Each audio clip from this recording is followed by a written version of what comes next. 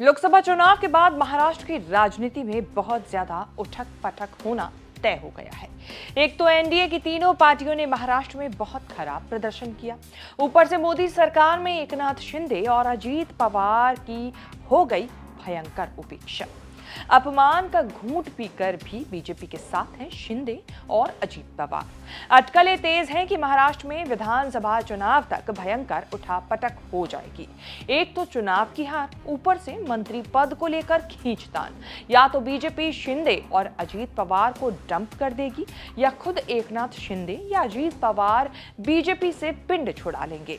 इनमें से क्या होगा अभी कहना मुश्किल है, लेकिन महाराष्ट्र में तूफान से पहले की शांति है ये। डिप्टी सीएम और बीजेपी के सबसे बड़े नेता देवेंद्र फडणवीस ने इस्तीफे की पेशकश करते हुए इशारा कर दिया कि कुछ न कुछ अनहोनी होकर रहेगी।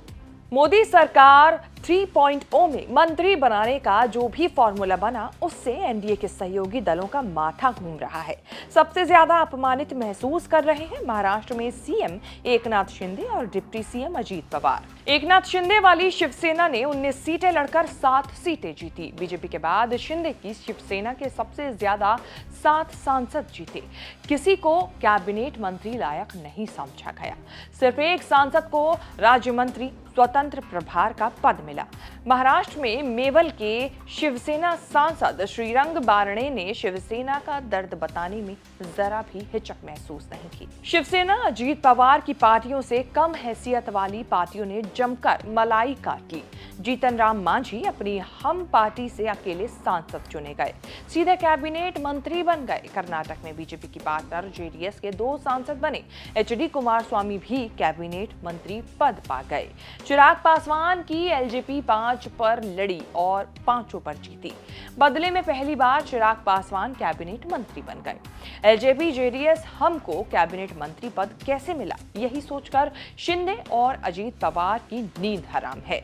अजीत पवार के साथ सबसे बड़ा खेल हुआ।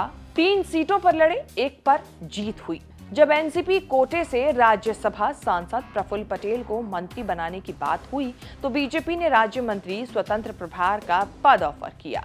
किसी जमाने में कैबिनेट मंत्री रह चुके प्रफुल्ल पटेल के लिए राज्य मंत्री स्वतंत्र प्रभार लेने से अजीत पवार ने मना कर दिया। हुआ ये कि 72 की शपथ हो गई। अजीत पवार की एनसीपी से कोई मंत्री नहीं बन सका।